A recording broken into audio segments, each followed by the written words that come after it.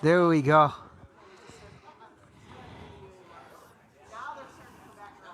So, good evening, everyone. We are almost at 7 o'clock straight up. If we want to go ahead and take our seats.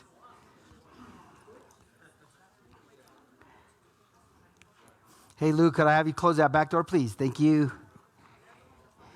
And we do have a handout for your notebooks. One physical page, but 2 pages front and back.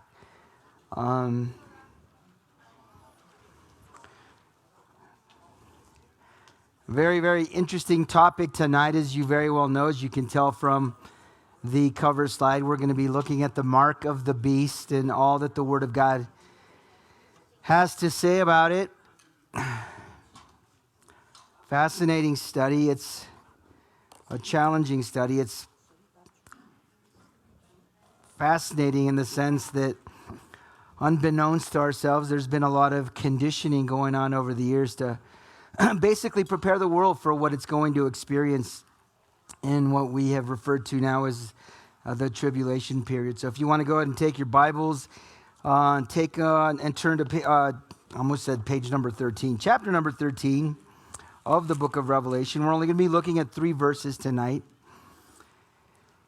As you all know, we have been in this chapter for, I think, 3 sessions. Very significant, very important chapter, actually, chapters 12 and 13. We're in a portion of the book of Revelation where we're dealing with a little interval, if you will, a parenthetical section where the Spirit of God has kind of taken a little time out from some of the events, and He's revealing to us some personages, is the term that I used a while back, beginning with chapter number 11. If you remember, the first 2 personages are what we know as the 2 witnesses. And just by way of review and by way of getting some feedback, who did the Spirit of God reveal to us are the 2 witnesses? Anybody remember from that part of our study? Who were they? Moses and Elijah. There's no doubt, right? No question that it's Moses and Elijah. They show up all over the Old Testament as well as in the New Testament at the Mount of Transfiguration, which is an amazing truth, if you will, where the Lord gathers these 2 guys and the 3 inner circle guys, Peter, James, and John, and gives them a glimpse of Himself in all His glory at the second coming, essentially. And lo and behold, Moses and Elijah show up. And again, you just see Elijah showing up throughout the Gospels.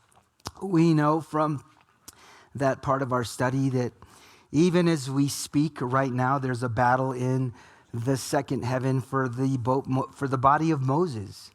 And Michael, the archangel, is actually battling with the devil himself right now to keep him, to hinder him from showing up on this planet during this period. And then we moved over to chapter number 12, and we introduced you to 2 more characters. There was a woman in the text that showed up, and that woman is who? Oh, good. Good job, you guys. No, it's not Our Lady of Guadalupe. And no, it's not the church, which is implied by a lot of more Protestant faiths. And then the Roman church will take it a step further and claim that it's Guadalupe. Because again, if you look at some of the icons in the Roman Catholic Church, if you go to Guadalupe Church, you'll see some of the same symbology as it is communicated or revealed to us in chapter number 12. And then we looked last week at chapter number 13, where we introduced you to actually 2 more characters. So we're already at 4, right? And then there's 2 more that we introduced you to last time we were together. Chapter number 13, and that was the who? The Antichrist, that's right. The Antichrist. Outside of the Lord Jesus Christ, probably the most significant character in all of the Bible. And again, I want to remind you, and I think I shared it with you a couple of weeks ago when we were together, that Antichrist that term Antichrist doesn't necessarily just mean against God or against Christ, but instead of Christ is another definition that you could consider when you think of the term Antichrist. And that's what he's able to do in the New Testament or in the early part of the book of Revelation. So Lord, do me a quick favor. Just throw up the Revelation chart. I believe it's the very next slide. And I'm going to show you and just kind of give you a glimpse of where we're at. So as you all know, we're right smack in the middle of the second part of the book, which is the heart of the study, chapters 6 through 19 over here. We've already looked at the 7 seals. We've looked at the 7 trumpets. And then the next series of events that show up are going to be down here where it says the 7 vials. And if you look closely, the vials don't begin until what chapter? Chapter number 16. So right now we're kind of smack between the end of chapter number 11. So 12, 13, and 14 are all these characters that are showing up. And I want to just, again, reinforce and reiterate that little illustration or metaphor that I often reference or use consistently in this Bible study. Imagine this platform being a stage, and we're seeing, and we're going to really get it revealed to us tonight, we're seeing the stage being set like never before. And really the next event after the rapture of the church is for all these characters to begin to show up. And we know from our times together over the last several weeks that the first 3.5 years, knowing and realizing that the trib is actually 7 years, the first 3.5 years, the kingdom, if you will, is counterfeited. And Christ is counterfeited. And this world is going to experience and realize peace like it hasn't experienced in the entire 21st century or 20th century even. Very, very bloody century. We've seen how Jesus reminded the disciples back in Matthew 24, verse number 7, that there's going to be wars and rumors of wars. We're going to talk tonight as to why you're seeing all these threats happening and playing out even now with the U.S. and why Russia and why China. There's some interesting things that are playing out geopolitically that I pray will be revealed to us tonight as to why and how it relates to this whole mark of the beast thing. I believe we know from our times together and our study and where we're headed in the next few weeks, who will end up winning out in those wars. And as a result, the stage will be set for the Antichrist to show up, establish peace on this earth for 3.5 years. He's going to counterfeit Christ. He's going to counterfeit the kingdom. He's going to be worshiped by the world. And then Jesus mentions in Matthew chapter 24, verse 15, he refers to the abomination of desolation that was spoken by the prophet Daniel. And that's revealed to us in the 9th chapter of the book of Daniel. And it's at that point where his true colors come out. The veil, the mask is removed, and the world realizes who this guy really is. And the first thing he begins to do, and you see that in the very next verses in Matthew 24 and in where we're at tonight, he begins to literally unleash hell and persecution on Israel.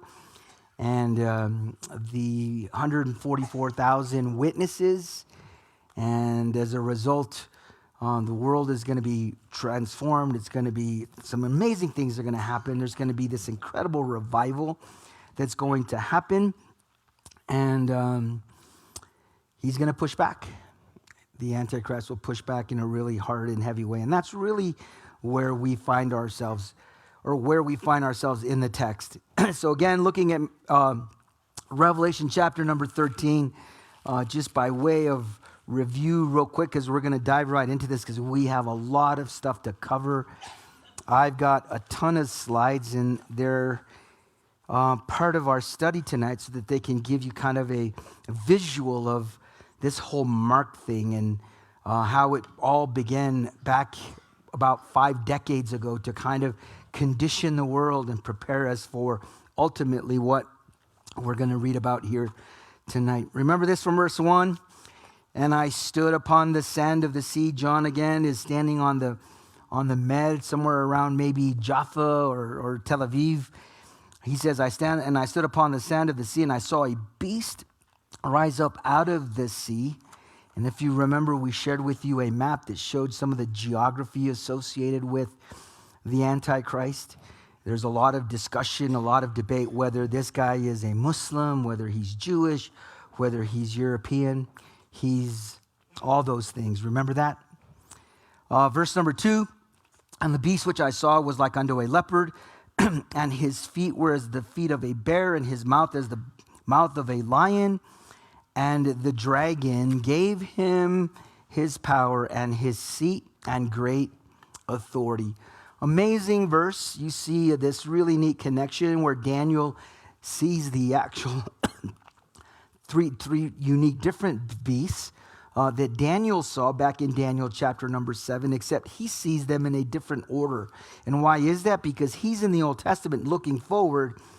John is seeing this beast combined, kind of a conglomeration of those three creatures, and looking backward.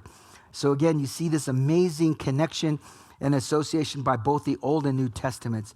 Verse number 4 says this, and I saw one of his heads as it were wounded to death. We talked about that extensively. If you want to go back from our study a couple of weeks ago when we introduced this guy, there's going to be an assassination attempt. No, not an attempt. He's actually mortally wounded and then ultimately resurrected. And his deadly wound was healed, and all the world wondered after the beast. And this is a key verse because this is going to help us understand what we're going to get into tonight. Look at verse 4.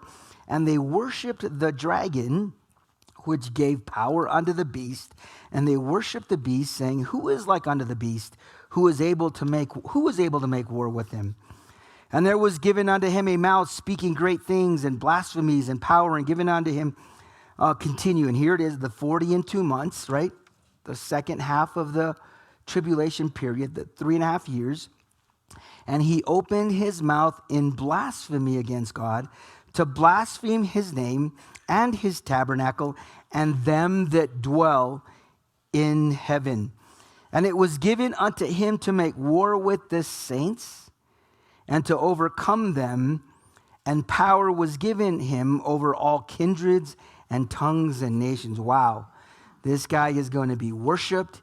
He's going to have power over all the nations of the world that have embraced who he is and have, as we're going to consider tonight, have actually taken the mark of the beast. And anybody who chooses not to take the mark, he's going to be at war with them. And what does that mean? It's an intense persecution that will ultimately play out. We looked at that from a couple of studies ago. And it was given unto him, verse 8, and all that dwell upon the earth shall worship him, whose names are not written in the book of the Lamb, slain from the foundation of the world. If any man have an ear, let him hear. He that leadeth into captivity shall go into captivity, and he that killeth with the sword must be killed with the sword. Here's the patience and the faith of the saints. Again, I encourage you to go back and look at that part of our study. I think the title of that study from a couple of weeks ago was the coming religious leaders. The Antichrist being the first of two, and the second one is revealed to us here in verse number 11. Look at verse 11, and beheld yet another beast coming out of the earth, and he had 2 horns like a lamb. Isn't that interesting? And he spake as a dragon. And he exerciseth all the power of the first beast before him, and he causeth the earth and them which dwell therein to worship the first beast, whose deadly wound was healed. And I'm sure this guy was involved in the healing. And why is that? This guy is known as the what? The false prophet. That's right, Al. The false prophet. So you have this political leader who is going to counterfeit Christ and embraced as Christ, the Messiah to the Jews, Christ to Christendom, the 12th Imam to Islam. And then he's wounded, and then all of a sudden this guy kind of steps up, gets involved in this really weird, bizarre resurrection of the first beast. And the Bible reveals kind of his characteristics, and he's very religious, or he plays that role of a spiritual leader, if you will. We know him in the Bible as the false prophet. Verse number 12, and he exerciseth all the power of the first beast before him, and he causeth the earth, and them that dwell therein, to worship the first beast, whose deadly wound was healed. Verse 13, and he doeth great wonders, so that he maketh fire come down from heaven on the earth in the sight of men. Right? I don't have to tell you how people can't wait and are always impressed or in awe of all this interesting phenomena that happens even naturally. And, oh, look at this sign from God and this sign from God. No, God's revealed to you exactly how things are going to play out in his word. And we can't be drawn into the lies and the deception that are going to play out with these signs and wonders that these guys are going to have the power to impose on the planet. Now look at verse number 14.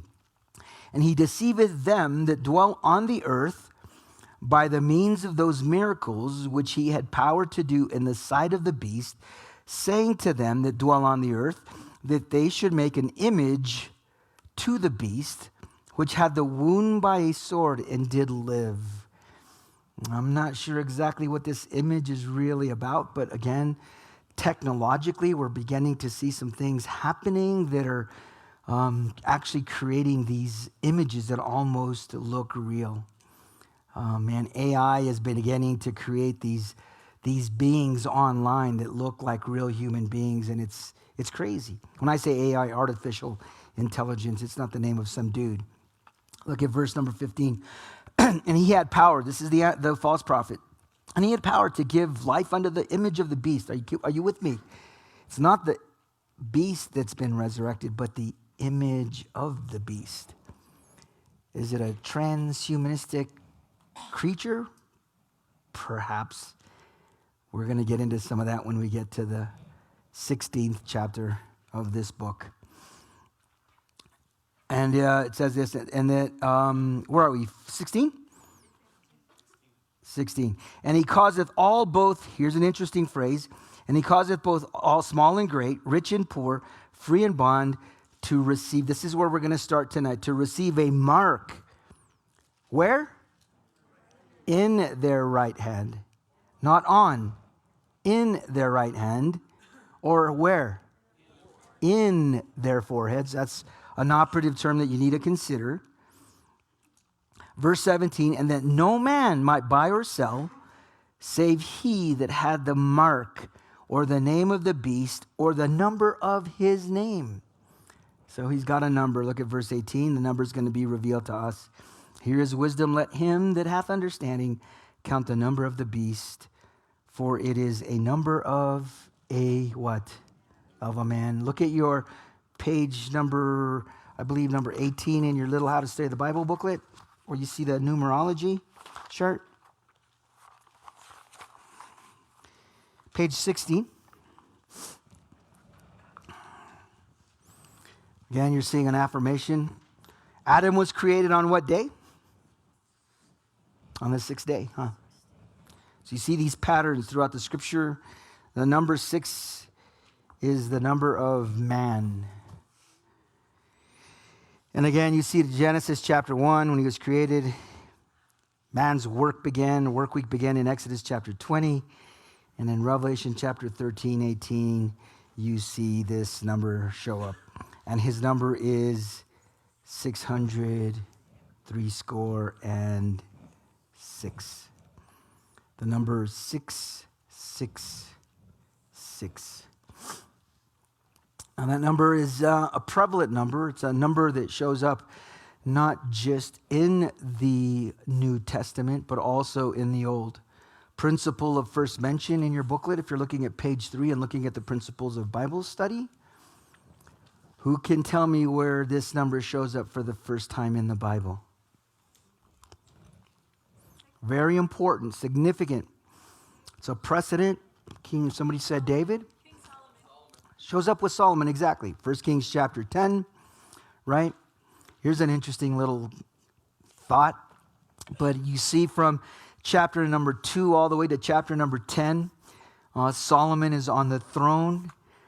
There's peace on earth, peace on the planet. It's the greatest period in the history of the nation of Israel.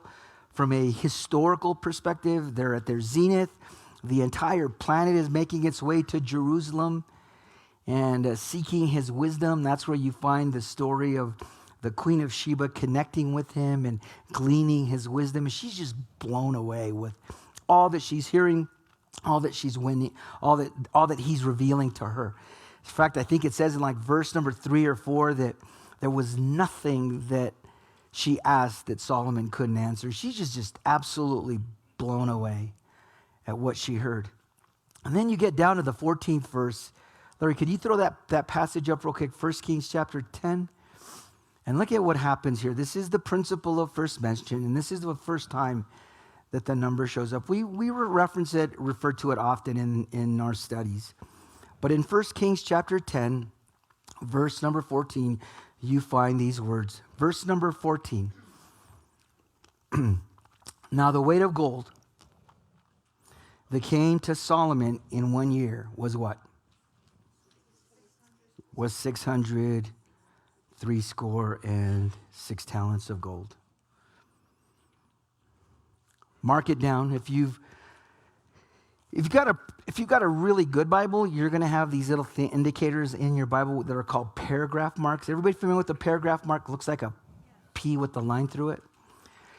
Those paragraph marks are really key in God dividing his word for you. And you should mark these paragraph marks at certain places. They're just really cool things that the Spirit of God did through the translators to embed these marks in there so that they could indicate and reveal to us that there's going to be a transition. And the transition that you find in the text, if you read verse number 14, the verse that we just read, and read the rest of the chapter, you know what Solomon does? He begins to focus on his what? On all his stuff, on all his things, his gold, his things. As a matter of fact, the Bible mentions 3 times the number 666, not explicitly like you found just now in verse number 14, but you'll find like he had 6,000 of this or 600 of that. Over and over, that number 666 shows up in the rest of the chapter. And then you get to the 11th verse, to the 11th chapter. And look what Solomon is up to, and look what he's involved with now.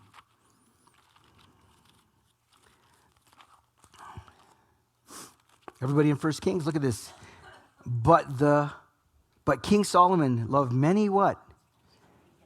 Now he's gone from just falling in love with all his stuff to going out and partying, going to Vegas or the Dubai probably, or somewhere in Israel. And what is he doing? He's hanging out, man, with all kinds of crazy stuff. Loved many strange women, together with the daughters of Pharaoh, women of the Moabites, the Ammonites, the Edomites, the Zidonians, the Hittites, of the nations concerning which the Lord said unto the children of Israel, ye shall not go in unto them, neither shall they come in unto you, for surely they will turn your heart after their gods. And Solomon clave unto these in love. Are you with me? See where he's at.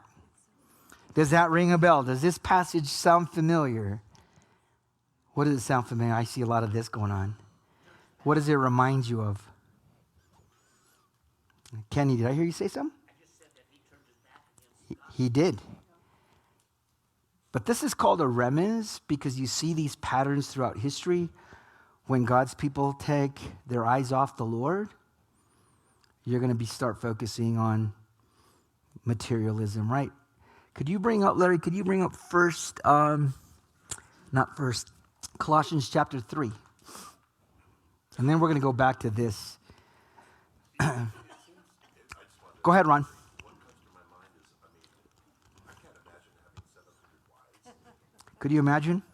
I can't imagine having 2 wives. But it's like, to me, it seems like there's a sexual immorality coming. There is. And you know what? The Pre-verse 14, Solomon had one person in his life, the Shulamite woman, the Song of Solomon, that love story song. His priorities changed, his desires changed, his perversion changed. Sound familiar? Reminds me of our country. A country that was founded on God's word.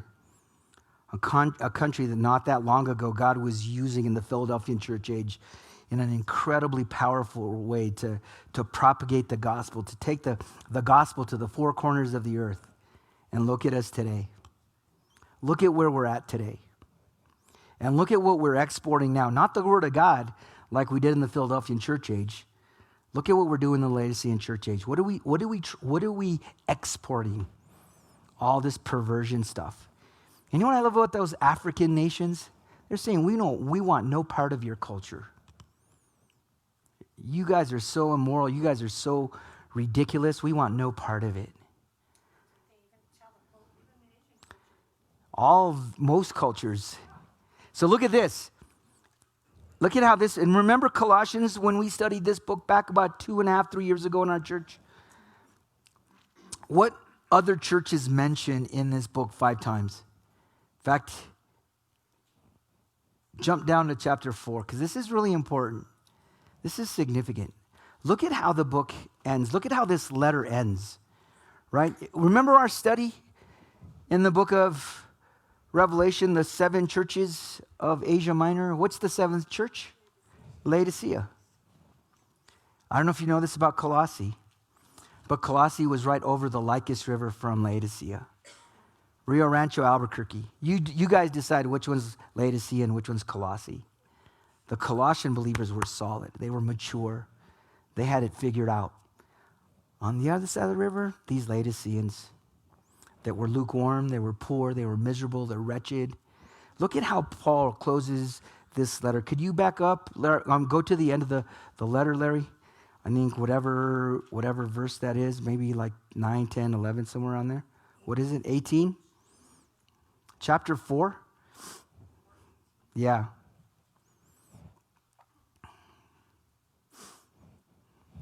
These were not in my notes, that's why she's having to load them from scratch. But go ahead and turn to Colossians. There we go. Back up a couple verses, Larry. It's a 16 maybe. Look what he says.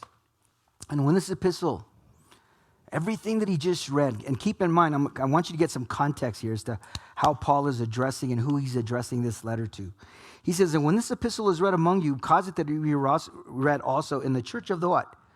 Of the Laodiceans. And that you likewise read the epistle from where? From Laodicea. Take this letter and all that I've written to you guys, Colossians, take it across the river and you read it to those Laodicean believers in the church. Let them hear what I just wrote to you guys. And then don't just read it in the church, but why don't you go down to City Hall and stand on the steps of City Hall of downtown Laodicea and read it in the city as well. Now let's go back to chapter number 3, because this is something significant that Paul says relative to what we're reading in 1 Kings chapter 10. Because mind you, he's writing to a church. Historically, we know that it's Colossae and Laodicea. Doctrinally, it's written to who? To you and to me. It's the letter to the last days church. Why? Because of who it's written to or who it's addressed to there in chapter 4. Colossae and Laodicea. Are you with me? Is everybody with me? Now look at verse. If ye then be risen with Christ, seek those things which are above, which Christ sitteth on the right hand of God. Man, you know what Paul drives home in that verse? Get your priorities right. What are you focusing on? Think about what we focus on in this country, right? Set your affection on things above and not the things on the earth. Are you seeing the issue? Things that we struggle with, our focus is messed up. Verse 3, for ye are dead and your life is hid with Christ in God. Verse 4, when Christ, who is our life, shall appear, then shall you also appear with him in glory. Just a reminder that one of these days you're going to be raptured out, so you better get your act together. You better get your priorities right. And then he says this in verse 5, mortify therefore your what? Your members, man. You know what our issue is? We were talking about it on Sunday. It's our flesh. Our stinking flesh. is what gets our eyes off of God. I want three things, right? The lust of the eyes, the lust of the flesh, and the pride of life are the three major sins. Look at this. Mortify, therefore, your members which are upon the earth: fornication, uncleanness, inordinate affection. Anybody know what a fornication is? What's fornication? Say it again. Sex outside of marriage. Uncleanness. What's inordinate affection? Expound on that thought. Inordinate affection. We're making stuff up now. Inordinate affection is unnatural affection. Unnatural affection. Are you with me? Do you see where we're at as a people? Look at the next verse. Evil concupiscence and covetousness, which is what? Wow. We are the most covetous people on the planet, man. And we wonder why we're where we're at. Are you with me? We're following as a nation exactly where Solomon was because of his lack of focus. So from chapter 10, verse number 1 Kings chapter 10, verse number 14, through the rest of the Old Testament, Israel is in a downward spiral. Go back to chapter 11, Larry, 1 Kings 10, 11. Look at verse number 11. 1 Kings chapter 11, verse number 11. This is a key verse. By the way, take your little booklet and go back to page number 16. What's the number 11 represent? Apostasy. What's the word apostasy mean? To fall away. Right? I can take the Bible and show you a number of places where that number 11, it was in Genesis chapter 11 where you see the Tower of Babel happen, where man just turned his back on God. Now here's what's interesting. Who's got quick access to the front of their Bible, to the table of contents?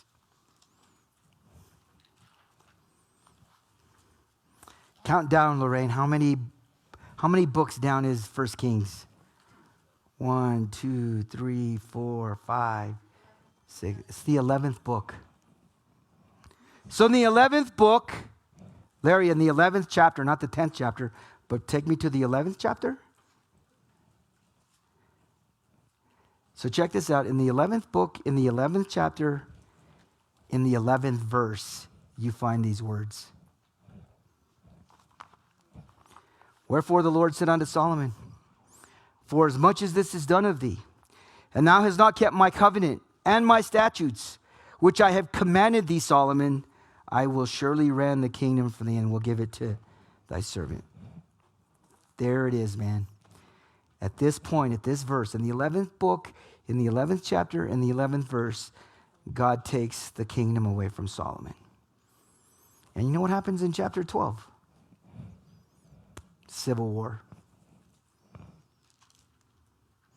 What was it called last night? Big Tuesday, Fat Tuesday, Red Tuesday, Green Tuesday? What was it? Super Tuesday? You might think it's super. I'm not so impressed. Right? Don't kid yourself. Don't be surprised.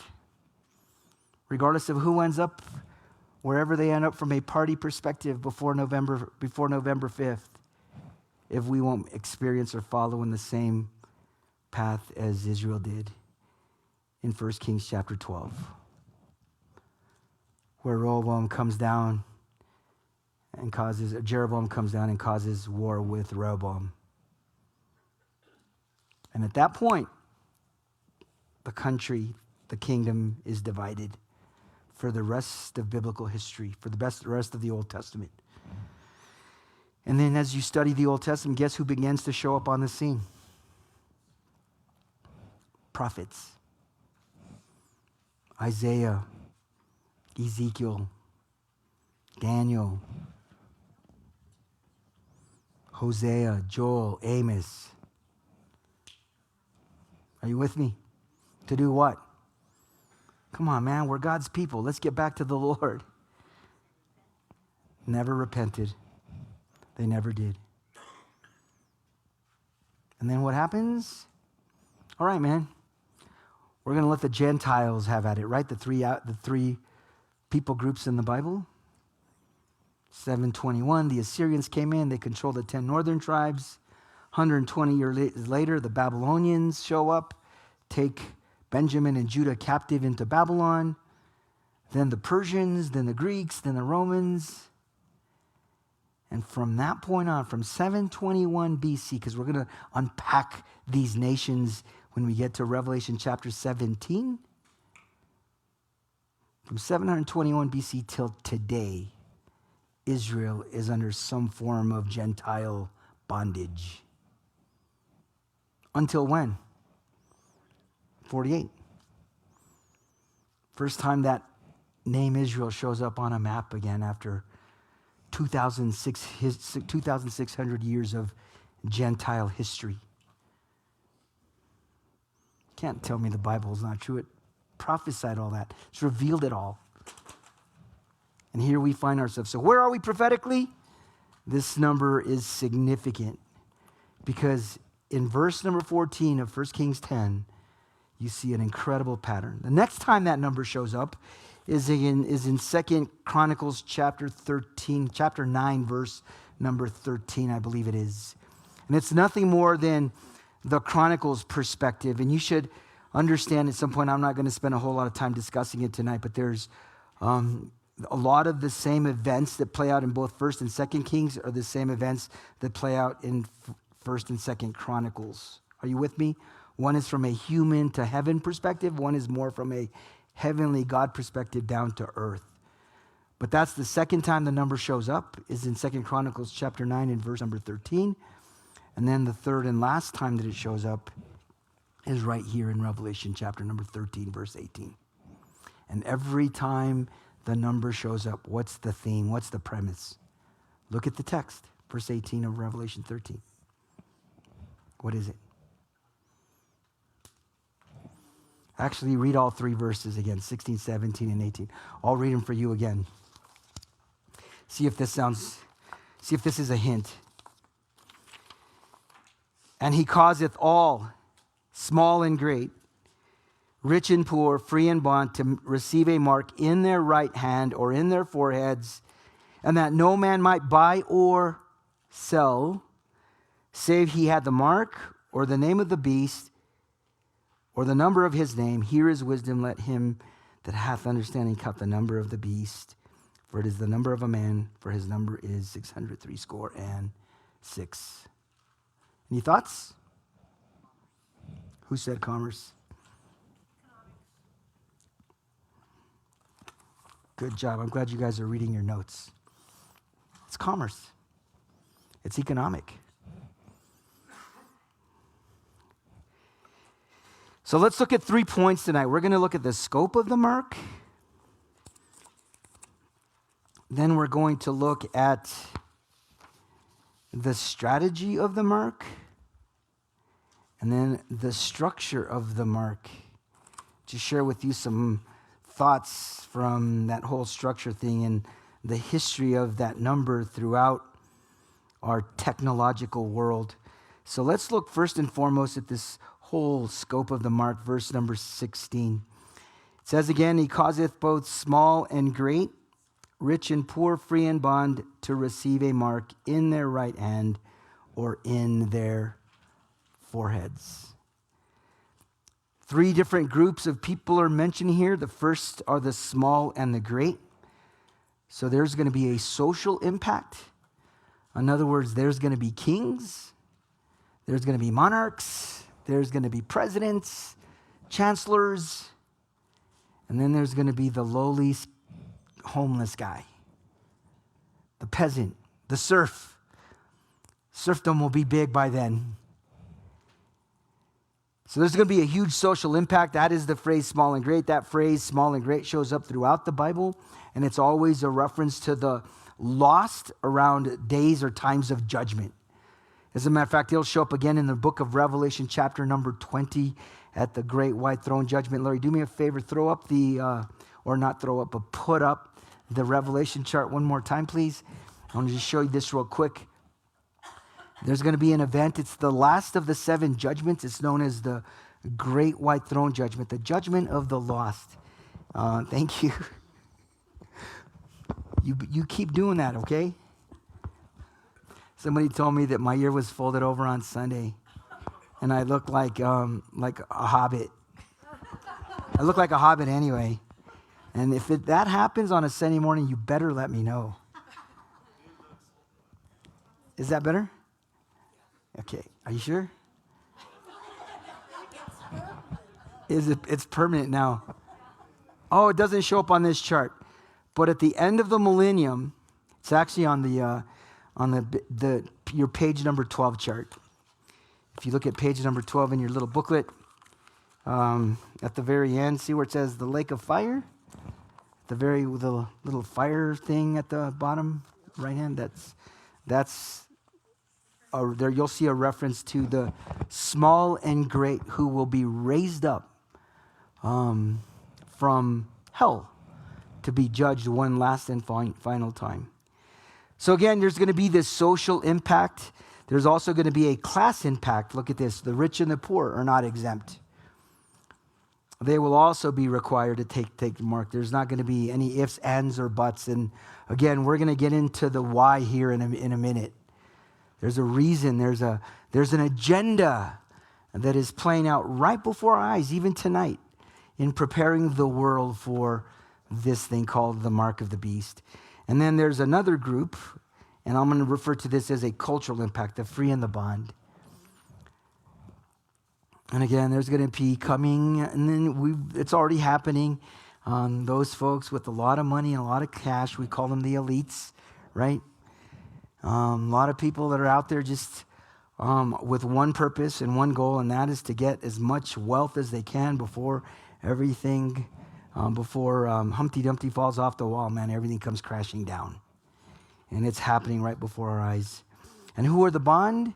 The bond are going to be those folks that are going to be slaves to whatever. So keep some of these things in mind, because one of the things I'm hoping for, and I want to prepare you for, if in fact we start seeing some of these things begin to play out. Again, I want to give you some perspective and some hope and some grasp of the events.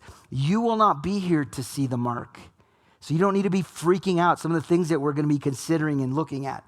But we may be witnessing, or we may be a part of the beginning of some of these crises that are going to come about in order for this thing to be fully implemented. And as we saw in the verse, this has a very unique and a very special placement as well. It's going to go on the right hand and in the forehead. And the key word in that part of the verse, again, is the word in, because there's guys out there that have implied that it's going to be a tattoo somewhere on your body or on your hand. I don't believe that's the case because of what the Bible says. Again, I want to remind you that throughout history, people that have been persecuted, including what we saw or what we witnessed here in the last couple generations, Hitler, who is a type of Antichrist, a modern day type of Antichrist, used marks to identify and to persecute a certain people group, specifically Jews, right? How did he mark them? Anybody remember? Yeah. Not only a yellow star outwardly, but everybody was tattooed with a number. And there's still a lot of Holocaust survivors today that hold that mark. And it's something that man has been doing to man. And the whole purpose, and I want to again begin with this very important premise. The purpose for marking and the mark is to ultimately to control and to track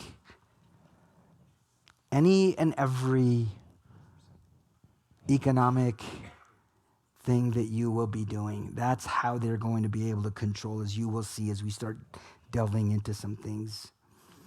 So that's verse number 16. I think it gives you some perspective of who is expected. Again, there's going to be an entire part of the population that is going to refuse the mark. And those are the folks that will be running into the wilderness. Remember that part of our study from a few weeks ago. 144,000 who we're going to introduce you to them again next week as we look at chapter number 14. Look with me at verse number 17. Let's talk strategy now. This is the strategic purpose for the mark. And again, it reveals to us why and how it's going to be used in the tribulation period or in the great tribulation. Look what it says in the 17th verse. And that no man,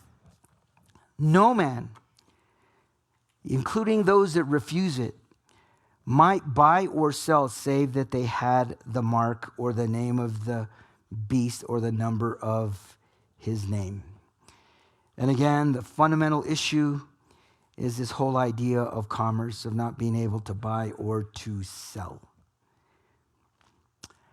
I think you guys are mindful and you're aware, and I hope that you're keeping your head on a swivel somewhat and aware of the fact that there's a movement afoot to globalize the entire world under a one world government, which ultimately will be headed up by the Antichrist, by the beast himself, and also a worldwide religion, which will be led predominantly by the false prophet.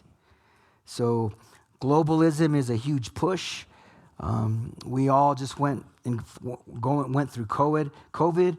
I would encourage you to get a book of that was written by one of the main globalist guys. His name is Klaus Schwab, who is the head or the leader of what we know today as the world. Are you ready for this? The World Economic Forum. Him and another dude, a Jewish guy from Haifa, Israel, by the name of Yuval Harari, put together a book that was called COVID-19, The Great Reset. And that book, in there, they were very forthright and they were upfront with their agenda. And you should have that in your library, and you should get on top of some of the issues and some of the things that they're embracing, that they're advocating, because they're starting and they're playing out like never before. And this whole COVID shutdown was the precedent, if you will. It was the pilot for ultimately wanting to control the masses. And every year they gather in Davos, Switzerland, right? We know about that, the World Economic Forum. It's a very private meeting with the Bilderberg Group and all these other secret societies, and they gather for one thing, to identify initiatives for a given year to bring about this globalist, one world order, great reset agenda. Two names, Klaus Schwab, German dude. His grandfather was a Nazi chemist who was instrumental in creating a lot of the gas materials that were used in the concentration camps to gas the Jews. And here he is, playing a huge and a significant role. Another huge agenda, and I'm not going to cover too much of it tonight, is part of the whole globalism thing is to implement a eugenics agenda, is to depopulate the world. There is a plan in place that advocates that the ideal population for the planet is somewhere between 500 million to 1 billion people, and right now we're at almost 8.5 billion. So they're looking at some opportunities for extinction in any way possible.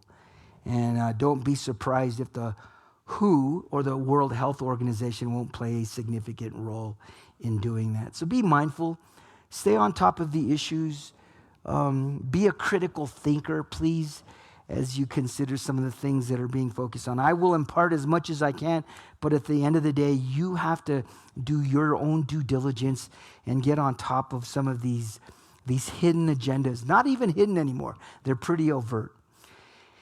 And one of the key thoughts, if not the main premise in the book, The Great Reset, COVID-19, The Great Reset, you know what Klaus Schwab advocates in there?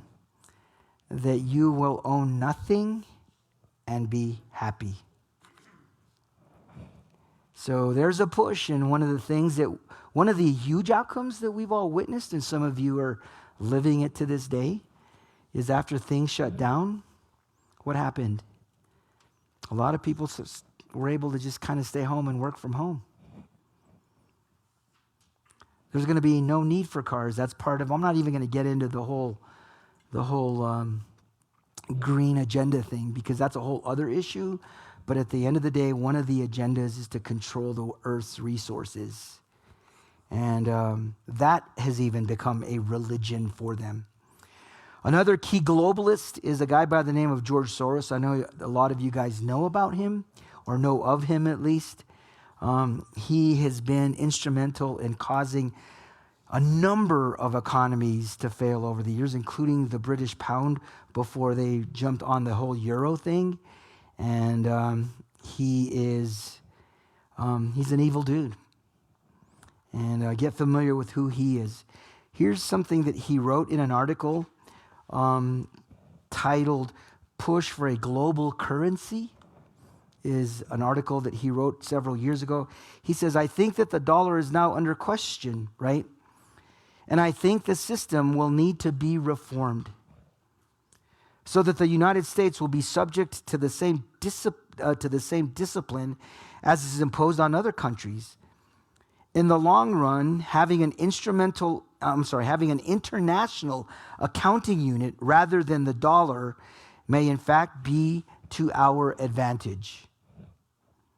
He also said the US dollar is under selling pressure and that one day will be replaced as a world currency, or will be replaced as a world reserve currency. I don't know if you know that right now, but our dollar, or the dollar, is the most powerful, the mightiest currency on the planet. That's why it's called the fiat currency, or the reserve currency.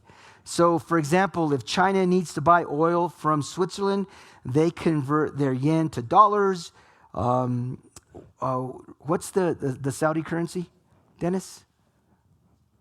Rial. And the Saudis convert their rial to dollars. They make an exchange, and then they reconvert their monies, right? With a global currency, there's no more of that currency exchange. So the goal, the agenda is to what? Destroy the dollar, the fiat currency, the reserve currency in the world. And that's going to affect us. It'll be interesting what that does ultimately to some of your investments. If those of you that are playing the stock market a little bit, maybe you have an IRA, who knows?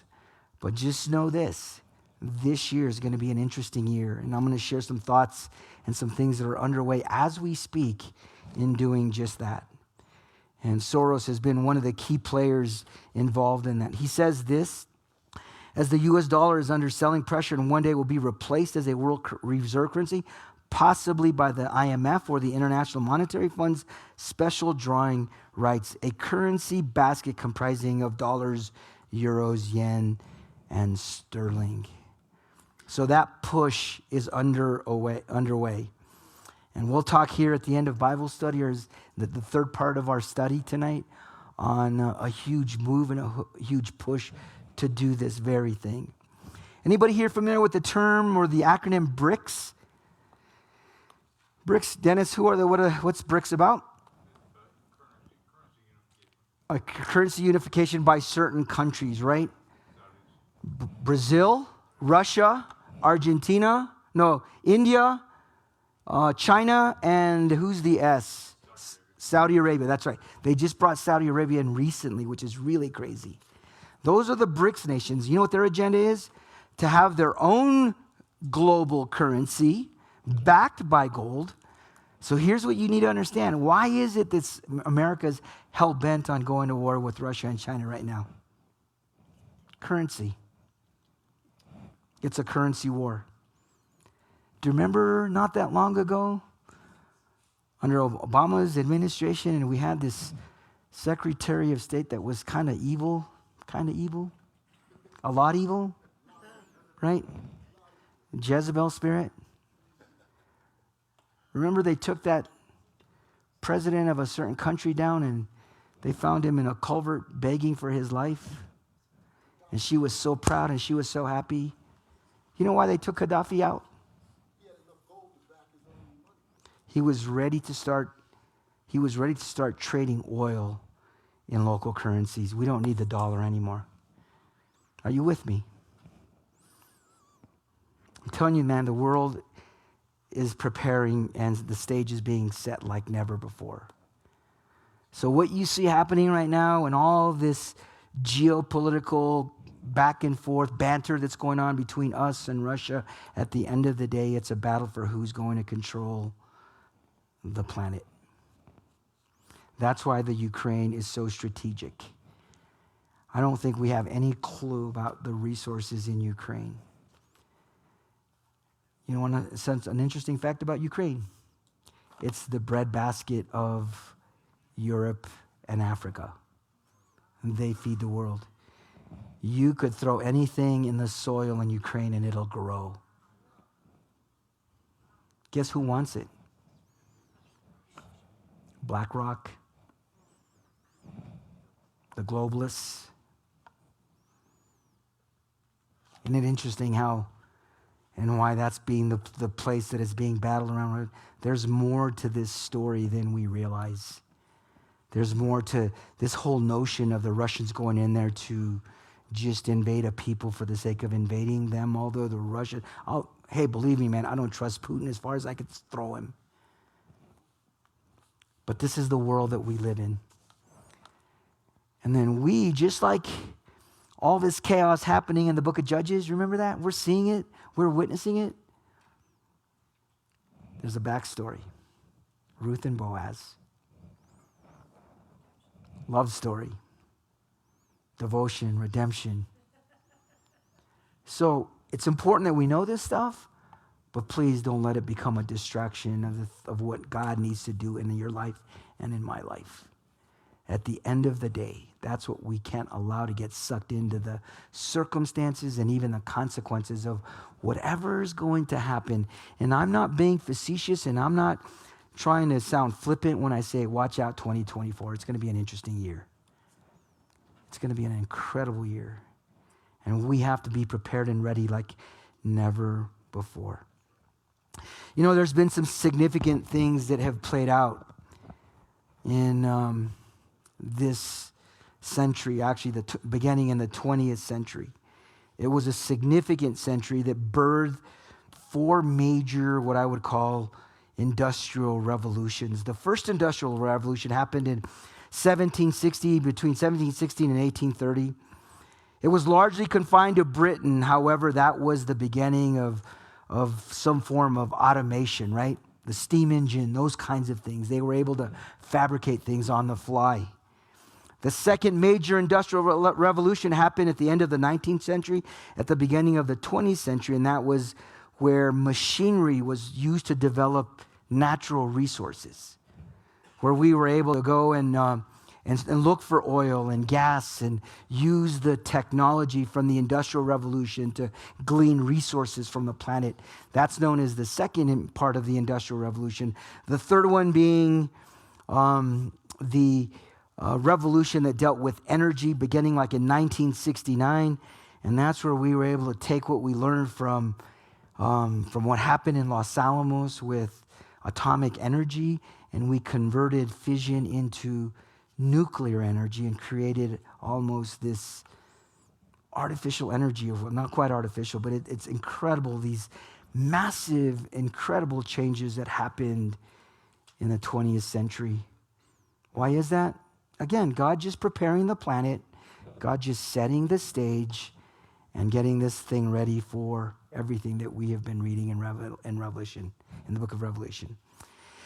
And then the fourth and final revolution is known as the technological revolution. And that's where we find ourselves today, is the power of technology. As they hinder, as they limit your ability to own a car or to even travel, you will be stuck in your home. Hopefully it's in a cool place or cool part of town where you can at least go hiking, just kind of hang out. But technology is playing a huge and a massive role. So all those kinds of revolutions began to play out in the first part of the century. World War I and the League of Nations happened. The New World Order begins with Woodrow Wilson and the New Deal. After World War II, the League of Nations, this whole conglomeration of globalism, is now converting over to what we know today as the United Nations. And though that was the entity that was behind the World Health Organization and these mandates that were being imposed on countries, you had no choice. You had to comply or die or go to jail. And now they've got another major entity, which is the whole notion of the World Economic Forum. All these revolutions together and all these changes to globalize the planet was given a term by none other than a president of ours back on, are you ready for this? On September 11th, 1990, George Bush Sr., at a joint session of Congress, first coined the phrase, a new world order. NWO. Yes, George Bush Sr., the father of George Bush Jr., who was president for 9 months, George Bush Jr., when 9/11 happened. Did you get what I said earlier? When did George Bush Sr. first coin the phrase New World Order? September 11th, 1990. And then September 11th, 2001, 11 years later, 9/11 happens. That's what we know it as today, right? And what happened to this country? What was the huge transformation as a result of 9/11?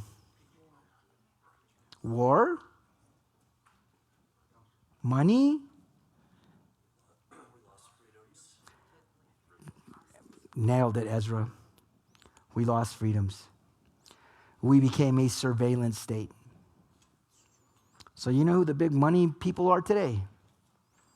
The FBI, the CIA, the NSA. We have some, are you ready for this? 32 security agencies in this country to protect us from a foreign, but it's not even foreign anymore, huh? Now we're looking at domestic terrorism and domestic terrorists. I think we're at 1 Kings chapter 12, on the cusp of 1 Kings 12, if you ask me. Ezra, did you have a question or a point you wanted to make? I was just going to say that Hitler's thing was one world order, right? His was the Third Reich. He coined the kingdom, right? Man has been trying to instill his own kingdom on planet Earth. It started the first Reich, or the first kingdom, was Constantinople. Not Constantinople. Was Charlemagne. The second one was the German emperor before Hitler. Kaiser Wilhelm. The second kingdom, the third kingdom, or das Dritten Reich, he called it, the Third Reich, was the Nazi kingdom. And the fourth one is this one, right? Remember your chart? 3.5 years, counterfeit kingdom. Man trying to impose his will, his own kingdom on planet Earth. And then us peasants just become a part of it, and you jump on board and take whatever they mandate with you without. I'm talking about ultimate control is the agenda. So the phrase First New World Order is coined by George H. Bush on September 11th, 1990, and from that point on, the world changes drastically and radically. Some of the primary goals of these globalists, and I think I misspelled that little acronym. It shouldn't say NOW. That's the National Organization of Women. It should be the New World Order. But I'm not going to deny and I'm not going to hide the fact that there's a lot of feminists out there, or not feminists, but feminazis that want to impose their will as part of the one world government. I'm sure that Facebook's going to shut us down here in a minute, but that's all good. So I listed 3 major goals that make up this globalist agenda. Goal number 1 is a one world government. Again, They're setting the stage. The players haven't shown up yet. They're not going to show up till we're out of here, man. But the stage is being set as we speak. That's how we know that we're there. There's going to be a one world government, a one world religion, and a one world economy. BRICS will exist no longer. How do we know that BRICS is going to lose out? How do we know that? How do we know that? It's biblical. Why? I hear a lot of whispering going on. No. False prophet. Ezekiel 38. Russia and her confederacy will be defeated in the mountains of Israel. Either right before the rapture, we may see that, or before. It's not explicit in terms of an event, from an event perspective. The second goal of these globalists is to establish ultimate control. I've said that a number of times this evening. Control of our minds, the land, and the resources, and ultimately, as we'll see tonight, your finances. You think it's some coincidence that Bill Gates, one of the major eugenics globalists, bought all that ranch land up in Idaho and in Montana? Coincidental? I don't think so. Why BlackRock and some of these massive globalist financial institutions can't wait for something to happen in Ukraine so they could go in there like a bunch of vultures and just start buying out land so that they could control land and resources? Do you know what's happening in New York City with some of those high-rise office buildings that were vacated because of COVID? Nobody went back to work. And the owners of those buildings are losing those buildings to banks like BlackRock. So, you'll own nothing and be happy. That's what Klaus Schwab said in The Great Reset. Did you catch that? The Great Reset is their agenda. Bunch of evil people, man. And the third goal that they have, and we've already talked about this a number of times this evening, but throughout our study, is the goal is to set up the planet for the counterfeit kingdom and the counterfeit king. 3 goals. What are some of the entities involved with the New World Organization or this globalist agenda? The main one, the primary one from an economic perspective, from a Revelation 13:18 perspective, is the World Economic Forum, or what is also known as the Davos Group.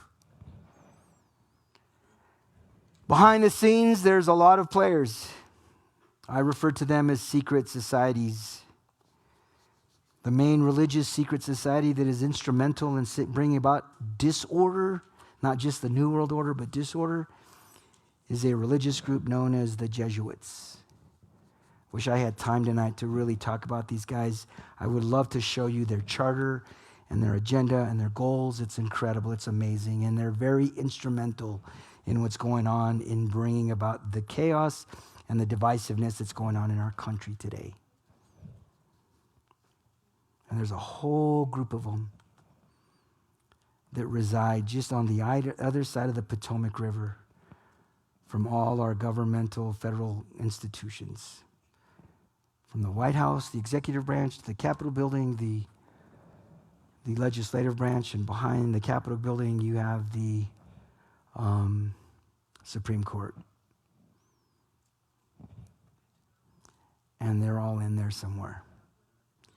Also part of these groups,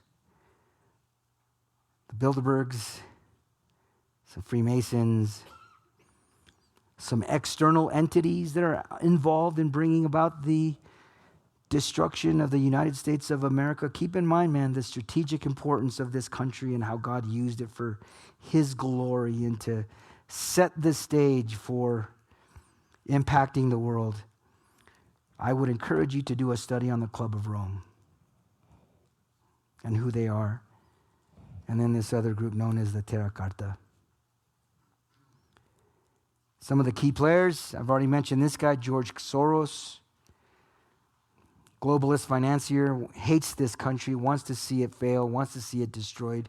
Klaus Schwab and Yuval Harari and COVID-19, that's the title of their book, The Great Reset. I encourage you to read it. This guy, Yuval Harari, he's Jewish. He's an atheist. He despises, hates God. He is the brain, he is the main philosopher behind what we would refer to as transhumanism, the integration of technology and flesh. Daniel chapter number 7, or Daniel chapter number 2, the 10 toes of the image that Nebuchadnezzar saw. And our one and only Bill Gates, who's instrumental in bringing about what I would refer to as, with his software and his technology skills, a digital currency and microchip technology. He's in bed with an East Indian entrepreneur, a multi-billionaire, where they're already pilot testing and beta testing integrated technology into the flesh for the purpose of tracking people in India. They always start in the less developed countries, and they're chipping people like the untouchables in India. Christian? Yeah, didn't Yuval Harari, isn't he the one who said that AI would write our new religions for us? Yes. Yes. Did everybody hear that? Yeah, he is the brains behind Klaus Schwab. They're kind of hand in glove in imposing this new perspective, if you will. Really study this guy out. Man, some of the videos and some of the things that he says are absolutely mind-blowing. And AI will play a significant role. And again, we touched on the resurrected image of the Antichrist. This could very well be some kind of an artificial intelligence image mock-up of something. They're already creating these beings that absolutely look so real, right? These images of Jesus. Man, it's amazing. Software, technology. Some thoughts about their agenda. Just some things to consider, because I want you to look closely at some of the numbers that show up in these things. There was a huge legislative proposal that was made several years ago in 2020. It was known as ID 2020. This is where Real ID and the digital ID plan was put forth. Real ID has already made it onto your driver's licenses. You probably know that, right? There was a patent in 2020, and look at the number of this patent, 060606. Which is the patent for a digital currency, and it also involves the microchip patent. HR, House Resolution 6666, is the legislative document for COVID testing and contact tracing. Remember the whole contact tracing thing, right? Remember you'd go to a restaurant, you had to sign. You had to sign in and put your social security number and your mom's social security number, your dog's social security number. They wanted to know everything. And everywhere I went, man, I was, what's that karate guy? No, the other guy. The white guy. Chuck Norris, man. That was my name during COVID. It was Chuck Norris. In fact, we were at a restaurant on the north end of town. They called me, "Hey, Chuck, your table's ready." I said, "Cool." They called me like 10 times, and I realized it was for me. So I forgot I called myself Chuck, and then I heard Norris, and I said, "Oh, that's our table, Larry." Agenda 2021 was that agenda that was put forth, which is the UN Sustainable Development Plan, which is this whole new religion that we're all witnessing and being involved with to basically make Mother Earth the God or the goddess. It's Gaia, G-A-I-A worship. If you're not sure what that is, I encourage you to study it out. And here's the last and final part of their agenda, Agenda 2030, which is the full-blown implementation of the globalist agenda. So if we're looking at a full-blown implementation, the 40 in 2 months that we just read, I think we're out of here at any day, right? If we're still looking at 3.5 years of a counterfeit kingdom, and then a full-blown implementation of everything that we have been talking about and everything that is real to us in the Bible about the one world government, the one world religion, and the one world currency, we are so there. So that's the strategy. The players are in place. The agendas are in place. Now let me share with you this last point, the structure of the mark in verse number 18. I just want to take you back a few years to about 1973 when we were first hearing or learning about the practical implementation of this number that you may not even be aware of. But it's something that it's a number that is still prevalent in our world today. And it's an interesting and a fascinating way to basically identify and be able to track product and ultimately human beings, I believe. The issue is, how is it implemented?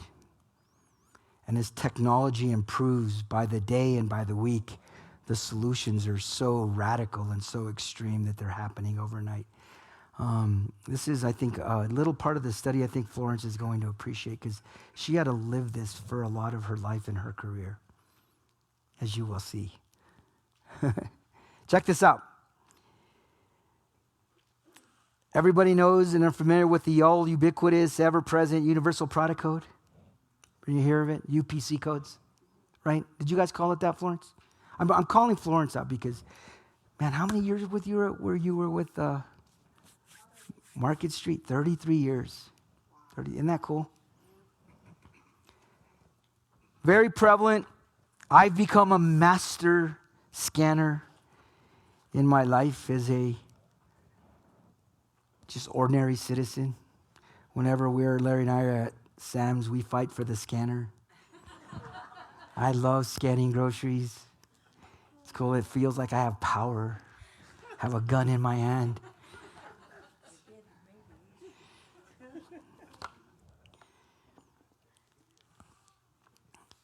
Whether or not the UPC is ultimately the code, if you will, the universal code for what you're going to see in the mark is still up in the air because of QR codes and some other things that have made it out recently.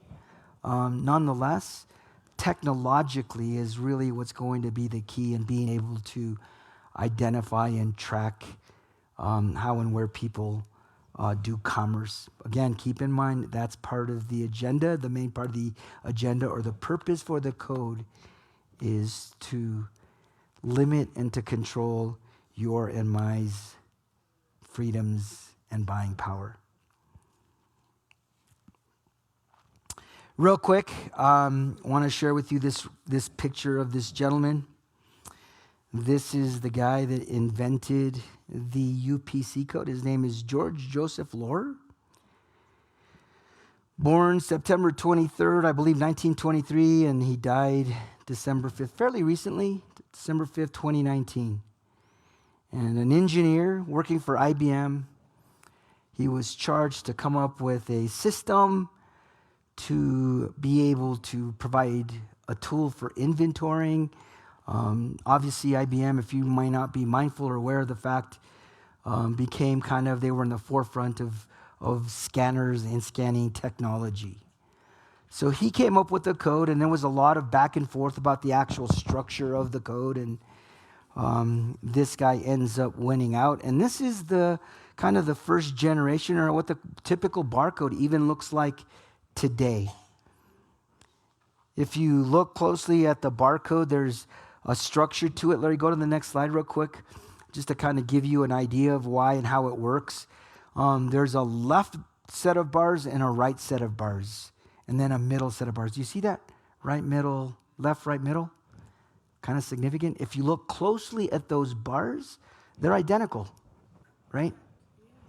They're exactly the same. These divide the barcode to provide some functionality to the scan product. Did they teach you all this, Florence, or no? Not really? You just scanned away, huh? So the bottom part, or the first 5 numbers on the left side, is the manufacturer code, and to the right is the actual product numbers. So every little product has a unique identifier. In this case, I don't know what the product is, but this is how the barcode is structured. And it's divided up by those 2 bars, to the left, to the middle, and to the right. Now here's what's really interesting. As you unpack and look at those barcodes, I'll bring up the next slide, Larry, real quick. This is how these barcodes look numerically. Number 1, 2, 3, 4, 5. There's the number 6, right? That's the number we've been kind of looking at tonight. 7, 8, 9, and 0. So every one of those numbers that you saw, whether it be on the manufacturing side or on the product side, depending on the number that's been assigned to that manufacturer and that product, will be given a series of these numbers. Now go back to the previous slide, Larry, one more time, please. Look again at the left, middle, and right numbers. Are you seeing that consistency? The little 2 bars? Now go back to the next slide, Larry, please. Which bars do you think it is? It's the number 6. So the barcode is divided by those 3 bars, 6, 6, and 6. There's a nice little depiction of how, and this is every barcode, every single barcode is divided accordingly. Again, you can't tell me that there's a spiritual influence behind the scenes affecting some of these technologists and some of these folks that are involved in some of this stuff. So that is still prevalent to this day. Again, when I go to Sam's and I'm loading up my basket with all kinds of stuff, I always turn the product so the barcode is sticking out. So when I get the scanner, I'm just doing this, beep, beep, beep, beep. And it's crazy because I'm looking at the screen and everything's coming out exactly like I ordered it. Incredible where we're at technologically, huh? We really are. So let's talk next about some of the new capabilities technologically that are taking this whole premise or this structure and really taking it to a whole other level. These are some current and next steps that I want you to be mindful of. The first one is RFID. This is radio frequency identification. This is what's on your driver's license. You want to hear something crazy? My ski gloves. These are my ski gloves. This is the first time they've done this at the ski basin this year, by the way. When I got my ski pass in the mail, they said, whatever you do, and it's in the zipper right here, whatever you do, don't punch a hole in the ski pass because we've embedded an RFID chip inside of the card. There's a radio frequency. So, when I first started going up to the ski basin, they used to give me this pass that used to dangle on this plastic thing, and they would look at the date and say, all right, you can go. There were 2 or 3 guys having to monitor everybody that was getting on the chair. Remember that? Remember those days? And then about 5 or 6 years ago, they put a barcode on your ski pass, and now they were able to, just like a piece of groceries, like a piece of meat. I said to the chair guy, I said, do I look like a piece of meat? He's scanning my barcode on my pass. Up until last year, the Gold Pass had a little barcode on the bottom, and they would put a scanner to it. This year is the first year that they sent these out. No picture, no nothing. And they said, don't punch a hole in the card. And I said, you know what? I'm going to take this whole Antichrist thing to another level. I told my wife. And I put it in my glove and I zipped it up. And now they put these gates. They put these gates in. There's not even an attendant there anymore. And all you do is scan your little glove against this little reader and the gate opens. Hey, I'm living Revelation 13:18 up on the hill. I'd refuse to do the right glove. Right? I'm doing it on the left glove intentionally, Ron. Right? I wasn't going to go that far. But here's my point. We're there. The technology is there. The issue is, it's in my glove. The Bible said to me, it's going to be in your right hand or in your forehead. But it's going to be in there somewhere. I'm going to show you some examples of how they're going to do that, because that technology already exists, right? Anybody here have a pet that you've had chipped? That's what they're doing. Oh, my phone, this thing's talking to me. Siri just asked me if I've been chipped. So there's RFID technology. That's an example of it just now that I just showed you. That technology is really, really powerful and very effective on how you can gain access or lack of access. The EMV standard, everybody familiar with the EMV standard? That's that little gold chip on your credit cards. That's a huge move just done in the last couple of years. Don't go to that slide yet, Larry. That's called the EMV standard. And then the third part of technology is biometric technology. And that's on my phone. I just bought a new phone the other day, and they asked me, do you want to do face recognition? I said, man, if I'm not going to be here for the trip, I might as well pretend. So I said, yeah, let's do it. And sure enough, I could pick up my phone, and it logs me in. Face recognition. It's crazy. Anybody been to Whole Foods lately? Any of you seen the palm readers? That's that technology. That's called biometric technology. You don't need to pull out your card anymore. You don't need to swipe. You don't need to even scan it or whatever. Just put your hand on the reader and you can pay for your groceries.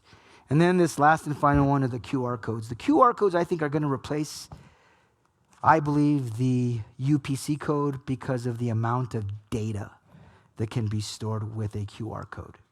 And ultimately, that is the goal, is to capture as much of your personal data as possible as it makes it into what is known as the blockchain.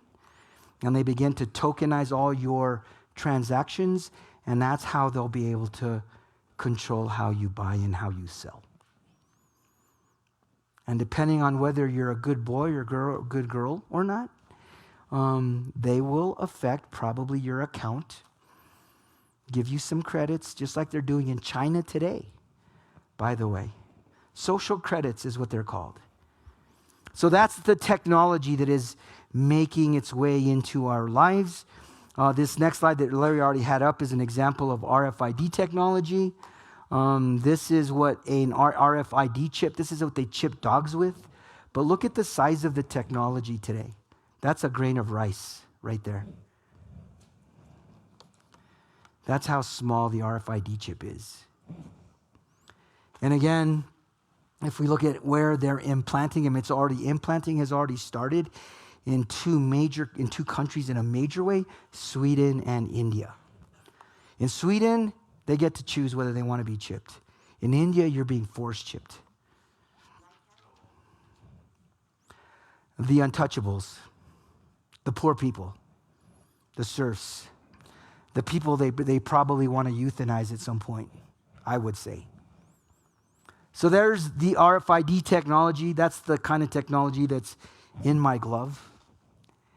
And ultimately will be embedded in the skin. The next slide is an example of the Europay, that's the EMV standard is what it's called. It stands for Europay, MasterCard, and Visa. What are the benefits? Security, right? It's a lot more secure now because your transactions can't just be gone. So if you're giving your credit card number over the phone, you're making yourself somewhat vulnerable to some not corruption. What's the word? For scamming or for hacking. It's traceable is the nice thing. You can figure out how and where a transaction is taking place, and it's accepted internationally because it has become a standard, just like RFID technology. What are some of the next steps in the U.S.? We're going to be moving from EMV data to RFID. In other words, they will put ultimately they will put, and you guys are familiar with the chip. It looks like that, right? Ultimately, all the data that's on the chip. Do you remember when those chips started coming out? Those cards with chips, what, in the last 2-3 years? When you got your new card and it came with a chip? Well, the reason why they went to EMV so that they could hold and collect more data. That's the purpose behind it. Remember, you used to just scan it? You don't need to scan it anymore, right? You just swap it, or what's the term that they're using? Tap it. Tap it. So it's all these readers have all this ability and capability like never before. It's already implemented full-blown in Europe. I don't know, those of you should look at your cards, but if you have the little gold chip on your credit card, you're already on the EMV side. The next slide is going to give you a depiction of some biometric technology already in place. Again, I shared with you, I could log on to my phone by simply holding it up to my face and it recognizes. Now, if I don't shower after 3 or 4 days, that becomes another issue. Just comb your hair a little bit, shave, and then you're good. But if not, you can still log in manually. But it's incredible how it works, man. Also, fingerprints, palm readers, the iris is a huge one. That's already being done in Sweden in a huge way. So you don't even have to scan your smart card anymore to go into a secure area like a computer room. You could just put it against the reader and it reads your iris. Are you with me? See where we're at? See where we're at. So that's biometric technology. And then the last little slide here is what I'm referring to as the QR code. You're very familiar. It's like the UPC becoming a very ubiquitous code. We're going to start using it more around this church to kind of get people to sign up for things and things like that. But it's very, very effective. You could hold up your phone to a QR code anywhere and scan it in, and it brings up, and it's also collecting data about you. And that's what we can't lose sight of, is the technology and the power of the technology. Because of EMV and the whole biometric technology thing, the goal is ultimately, and this is the agenda, this is what we need to be mindful of. Has anybody ever heard of blockchain technology or blockchaining or tokenizing? That every time you use your credit card or every time there's a transaction that you are a part of in your life, that transaction or that information is collected and tokenized, and then ultimately will be used as a debit or a credit against whatever globalist account that you are provided. Again, if you're a good person, they'll let you have a few dollars more. And if you take the bus, if you don't buy a car, if you quit talking about politicians, your bank account will explode. I'm being facetious to some degree, but not really. So that's the QR code. It's already used heavily in Japan to track elderly people, people with dementia. They should give me one of those codes. And it's used in a really big way as a tracking tool in some cultures or some countries. And again, that's the agenda, is simply to track the codes. Exactly. Jerry is asking, they're showing, it's popping up, especially the pharmaceutical commercials, right? Where you can now just QR code on your phone the certain product off your TV commercial, and that's exact. So you're even interacting directly with the Antichrist. You're letting him know what you want buy or what not buy. So the last slide is this interesting timeline that I want you to consider. Oh, shoot. Things are kind of wrapping around. The Real ID Act was signed on May 11th, 2005. enacted on May 11th, 2008. RFID technology and biometric technology, all that research and development was completed in 2011, and it's in full-blown implementation right now as we speak. Chipping, as I mentioned earlier, is happening in Sweden, free will for now, and in India. Those are the two countries that are making it part of their culture, part of who they are in terms of preparing the world. And then the last thing I want you to be mindful of, be ready for this. Then this is where, we're kind of going full circle as it relates to the number of the beast. We're going to be moving probably by this year in a big way to a central bank-based digital currency where they will digitalize all your currency. You will see, mark it down for you people in the service industry. I feel for you. Cash will be done away with for the most part. And it's happening now, right? There's already places that you can that you go shopping to or shopping at that won't even take cash. We went to a football game at Arrowhead back in September, and nowhere in that stadium can you use cash. Ezra? Coffee shop in Taos. Mm-hmm. Right. Use cash. right. Only use cash. Wow. They better move forward. They're going to be out of business. Yeah. There's a coffee shop in town over by forget the name of it, over by in the rail yard that doesn't take cash. A couple other places in town. Anybody running into any other places? They don't take cash. Who? Where? In the pit? Oh, there you go. Yeah. Sky Coffee is the name of it? Yeah. So what does all this mean? Just get ready, man. Just be ready. Keep your head on a swivel. The thing that we have to consider, be mindful of moving forward as a church, especially as a church, is we need to be there for each other. And I'm already grateful for some of you that are taking the initiative to be resourceful. I'm thinking of these two beautiful ladies over here who provide eggs for half the church. Things like that. We're contemplating putting up a chicken coop where we live. Thank goodness we're blessed to have a little bit of property that runs near an acequia. Going to buy a tiller, either that or have Clyde come out and plow the property and plant. I mean, Clyde and Lorraine have a huge garden, an awesome garden. Here's my point. We're going to have to be resourceful. We may be going back to the days of Little House on the Prairie. And that's okay, right? How will we respond? And that's what I don't want you to overthink or to be fearful about anything. Because at the end of the day, he's on the throne. And it's crazy where we're finding ourselves. Who would have thought, huh? Who would have thought? Colossians 3. If ye then be risen with Christ, then set your affection on things above and not the things of this earth. Yeah, this is a wicked world, man. Paul reminds us in 2 Corinthians chapter 4 that this world, that he is the God of this world. And we're seeing his systems coming to fruition, to the forefront right before our eyes. Just be adaptable. Know that. Don't think that everything that is out there, although it is technologically of the devil. In other words, I'm not going to get a ski pass because it's of the devil. There's an RFID chip.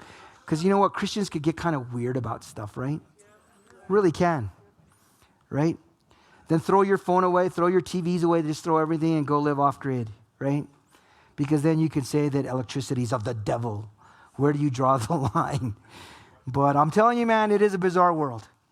It is a really, really crazy world. And just like your phone, it could be used for his glory. It could be the most amazing tool for listening to the Bible and reading the Bible and studying the Bible. Or you could also be a perv and get online and be a perv. And it's, yeah. Are you with me? So, All right, any questions? We have a few minutes. I think it's 20 till. We can probably maybe, are we good?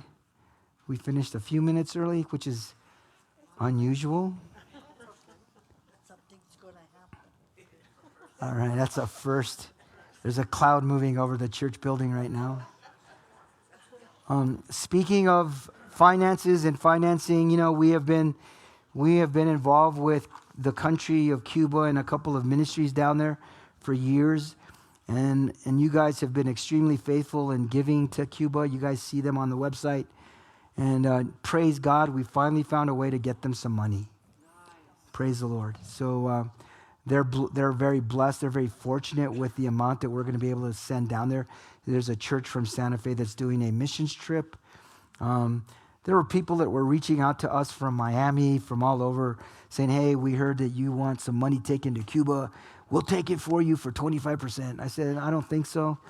So, by the way, you sound like you might have a chip in your head. So anyway, praise God, there's a church from Santa Fe heading down there on a missions trip, and they're going to be able to bless those folks with some funds. So thank the Lord for that. And just keep doing what you're doing, man, because one of the things that I'm blown away about Ascent Bible Church is how loving and how generous you are with missions and missionaries. And I'm thankful and I'm grateful. God's using you guys mightily. All right? So if we don't have any questions, David, okay, let's go David and then you, Jack. David.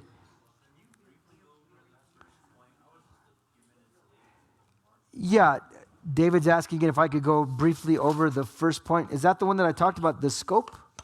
Verse number 16? I'm sorry. The mark is that number embedded in technology, generally speaking.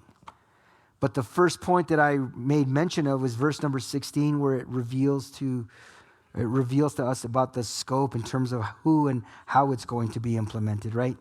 And he causeth both small and great, rich and poor, free and bond, to receive a mark in their right hand and in their foreheads. So the last point, which was the point that dealt with the structure of the mark, is where we camped out tonight, just kind of sharing with you how it could be implemented, or how it's being implemented technologically. I mean, I'm just blown away as I read the Bible and I see this stuff happening. It just absolutely just proves the truth of God's word. Jack. Yes, Pastor. Did you say another number for Mark of the Beast was 660 and 6? Yes, good question. Turn to the book of Ezra, chapter 2. There is another number 666 in the Bible. And it's book. Can you turn there real quick, Larry? So I could turn there in my Bible unless I could read it from the screen. But just to kind of give you just to give you some context, look at principle number 5 of your principles. Right? Principle number for that. That's a really good question, by the way, Jack. His question was, well, isn't there another time that the number 666 shows up? It is, but you know what? It shows up in a different form, as you will see. Anytime it's dealing, again, you see these patterns and consistencies in the Word of God. Principle number 5 being the principle of measured words. In other words, there's significance to the spelling, to punctuation, to everything in God's Word, I believe. That being said, anytime it's economic or dealing with commerce, the phrase is going to be 666. 1 Kings 10:14, 2 Chronicles 9:13, and Revelation 13:18. This other time that shows up is right here in Ezra chapter 2, verse number 13.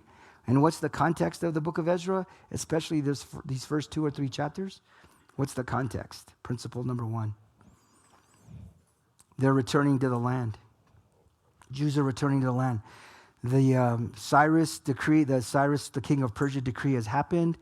You're allowed to go back after 70 years of captivity in Babylon and in Persia. They're allowed to go back. And in the first 2 chapters of the book of Ezra, you see and it was only a remnant that returned, by the way. It wasn't everybody. Some of them chose to stay. This is the book of Esther. Remember our study in Esther? This is when all this stuff is happening. And then this phrase shows up. If you look at the rest of the passage, there's a series of families that are identified and the number of people that returned. In verse number 13 of chapter 2 of Ezra, it says, "And the children of Adoniakim was 666." Now, what's the difference between the spelling here and the other one? Exactly, the phrase 3 score. Right? So this takes on a whole other meaning, if you will, Jack, or definition, because of how it's spelled. And I think I might have talked about this a few weeks ago. And when we were talking, I did mention it. When we were talking about the Antichrist, you know what I believe? If we look at the prophetic application of this passage of the text, I believe the Antichrist is in the Middle East today, in Israel. He just hasn't been revealed. So, there's an interesting point of truth. So if we apply this historically, we know that this was an actual historical event. And the prophetic or the doctrinal application would be that the Antichrist is in the Middle East today, in Israel specifically, because they're returning to Jerusalem. Right? So he's going to show his face at some point. You weren't here last week, were you? 2 weeks ago. He's Jewish. He's Roman. And he's got a Muslim connection. He's known as the Assyrian, right? Isaiah referred to the Antichrist as the Assyrian. So he's going to be all three things to the three Abrahamic religions. The 12th Imam, or the Mahdi, to Islam. He will be the Messiah to the Jews and Christ to Christendom.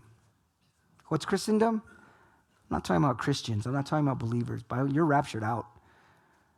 And I'm not even talking about the 144,000 or the 144,000s that are going to come to Christ because of their message. I'm talking about those lost people that are of every denomination that didn't get raptured, that will embrace the mark, that will embrace who the Antichrist is. And they'll be at church. They'll probably have a scanner at the front of the church during the trip. Right? Should we put scanners? So what's the significance of how it's written here? So what's the significance? You tell me. The only thing that I can say is the difference in the spelling is what's significant. 3 score, the context is economic or commerce. This is the only other time you see that number explicitly in the Word of God like that. Now there is an interesting passage. Again, we know that the chapters and verse numbering system that were derived during the preservation of God's Word from the 16th century on, when the translators were coming up with book chapters and verse. There's a chapter and a verse where you find the number 666. That's John chapter 6, verse 66.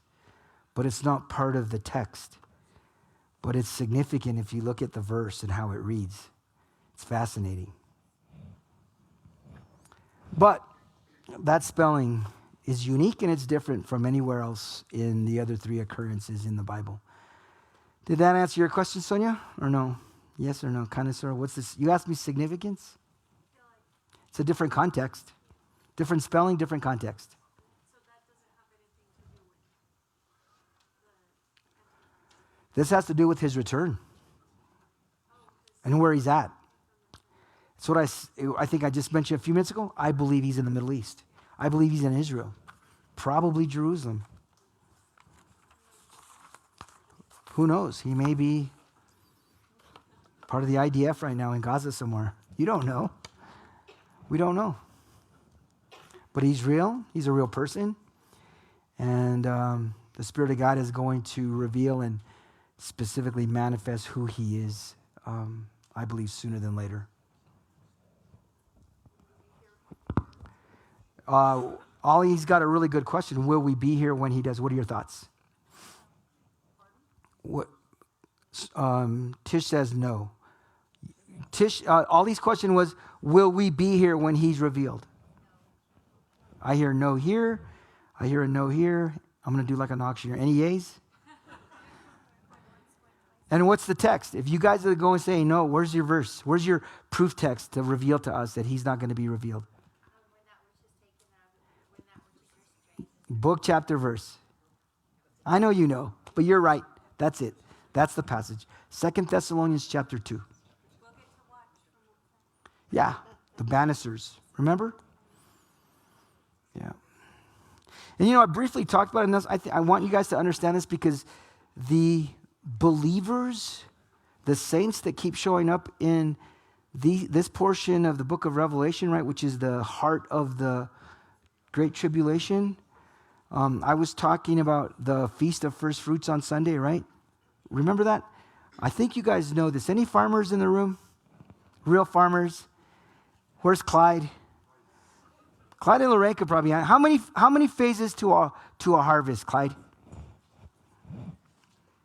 Or biblically? If you look at Clyde's, he's got like 10 harvests because he's always growing something. There's 3 phases to a harvest, right?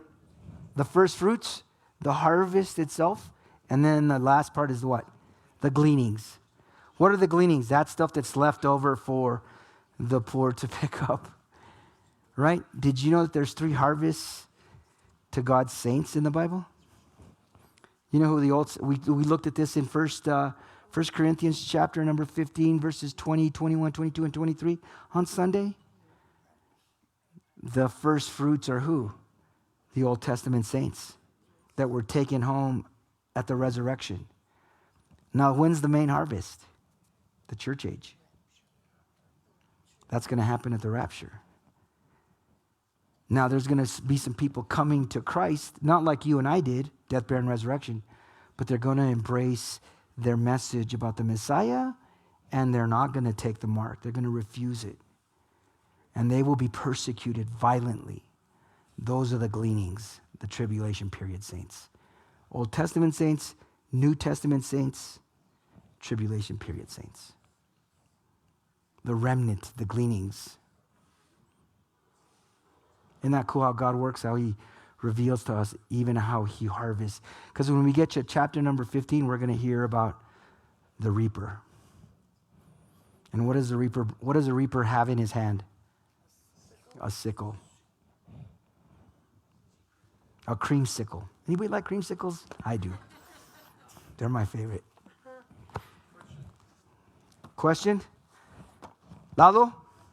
Yeah, I'm wondering, who besides the Pope is so well accepted in so many parts of the world today?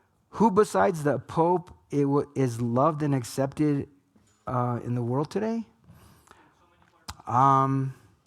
Man, unless you're really blind, I don't even think this guy's very well accepted, right? I think there's some blinded, loyal Roman Catholics that think this guy is the best thing since sliced bread, but there are a lot of real observant ones that know that this guy, I don't know what you know about this guy. We'll talk about him in a few weeks. I don't know when, but in the 2,000 years since 325 AD, when Constantine did what he did in bringing Christendom into the Roman Empire and mixing pagan Rome with papal Rome, and it became the religion of the state, technically. And there have been a whole bunch of orders, of priest orders, that have been created since 325 AD, all the way from all the secret societies to the help me out, man, the Knights Templar, who are the precursors to the Jesuits. Anyway, there was a devout Roman Catholic dude who was a general in the Spanish army, who went into a cave and fell into this really deep meditation and got a vision from God to start a priest order. His name is Ignatius, are you ready for this? Loyola. Anybody ever hear the term Loyola? What's all the colleges in the United States that are called Loyola universities are Jesuit schools. The Jesuits were founded in 1540, 23 years after the Reformation, to counter the Reformation. In other words, we can't let this thing spread, is why they were created. They have become the military arm of the Roman Church ever since their founding. Well, that group, and I'm going to show you their charters someday. I don't know how and when I could do that. Maybe when we get to Revelation 17. They have a very unique agenda. And they have infiltrated any and every institution in our country and have been around wreaking havoc, not just governmental institutions, but also religious institutions. Back in the 60s and 70s, after the whole ecumenical Vatican II thing happened, they started making their way into seminaries and started bringing in Roman Catholic theology into Bible-believing seminaries at one point. That being said, this is why a lot of evangelical churches are up there, these pastors are up there preaching a social justice gospel. Where did that come from? The Jesuits. From the 1970s and the 1980s, when they were in Latin America, preaching liberation theology. In other words, the peasants and the poor people of the world have justification to have a revolution. Remember in El Salvador back in, I'm going to say in the late 70s, when they killed all those nuns up in the mountains, and then they went into what was the name of the university? The University of Central America, which is in downtown San Salvador. They went in there, I'm talking about the El Salvador army, and they just massacred all those Jesuits, all those priests. Why? They were the ones behind the revolution. I'm not saying that that's the right thing to do, right? Are you with me? Well, that same theology has made it into the American church today. So we're not preaching the gospel anymore. We're preaching social justice. I'm talking evangelical pastors. So it's made its way into one of the biggest, massive, when we start talking about CRT, critical race theory, and all the Marxist stuff. Oh, I forgot to mention that. By the way, they're communists. They're Marxists. That's who they are. The Jesuits are. They're Marxists. I'm probably going to get knocked off of Facebook here in a minute, so hang with me, man. They have made their way and they've infiltrated all these institutions in our country, from evangelical seminaries to our security apparatus, to the politicians, to everything. They're amazing. They're brilliant. Georgetown. Where's Georgetown? Right across the river from things. One of the most radical CRT professors is a guy by the name of Theodore Dyson is the guy's name. And he preaches the whole black freedom theology stuff. He's a racist. Where is he? He's a professor in Georgetown, a Jesuit university. Gonzaga, Loyola's, Marquette. I pointed at Elizabeth because Marquette's in Milwaukee, Wisconsin, and that's where they're from. Boston College, that's where they all hang out, man. That is the Mecca, is the Boston College. Now, I say all that to say this. For the first time in the history of all the popes in the last 2,000 years, Jesuit pope. This pope is a Jesuit. What does that tell you?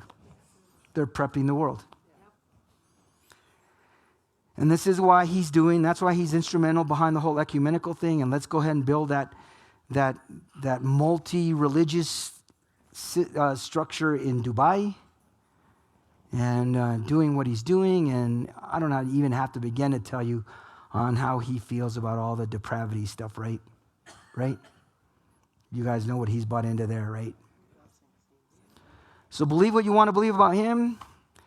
Everybody thinks he's this really cool, soft, gentle dude, man. Remember what we just read in Revelation 13? Comes in like a lamb, but he has the words of a dragon. It's evil, man. Believe what you want to believe. I know what I would encourage each and every one of you to do a history study on that religious order. It's phenomenal what they've done throughout history. They were even kicked out by certain countries at certain times because of their ideology of causing revolutions. They were kicked out by certain popes. There were popes throughout history in the 17th century that disbanded the Jesuit order, but they showed up in America and they created all these universities. Keep your head on a swivel, man. Keep it on a swivel. There's a book out there by a name named Avro Manhattan called The Secret History of the Jesuits. Jack's read it. It's scary. The assassinations of some of our presidents and who was behind it. And yeah, if you go to, it's already 9 o'clock. Should I share this one last story? This is fascinating. Went to Ford Theater in Washington, D.C., right? Anybody know what the significance of Ford Theater is? It's where Abraham Lincoln got assassinated. Park Service guy gets up and he talks about John Wilkes Booth and who he was and what he did. He was this actor that was a part of the theater, and that's why he had free access to the balcony and everything else, because everybody knew who he was, and he was this is how they referred to him, as a Confederate sympathizer. He was not a Confederate sympathizer. He was a Jesuit plant. And they hated Abraham Lincoln. They hated him. This is why that's why that religion stayed neutral through the entire Civil War. She was going to wait to see who was going to win. And you know when Lincoln got killed and all his conspirators, does anybody know where they went? To a lady's house by the name of Mary Surratt in Maryland, a Catholic colony. And they hid from the authorities and they found her. And you know what? She was all connected with the Jesuits. Yes. Avro, A-V-R-O, Manhattan, like the city Manhattan. And the title is The Secret History of the Jesuits. It's a fascinating read. Written by a Jesuit. You're thinking of 50 Years in the Church of Rome, I think, or Chiniquy, right? Yeah. There's a guy named Alberto Rivera. You should find him online. Alberto Rivera was a Jesuit. He left the order and left the church and became a really strong, solid Bible believer. And he was ultimately murdered for what he was writing. Alberto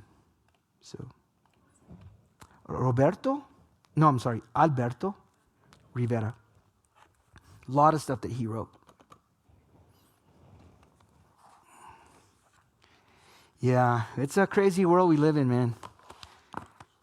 Yeah.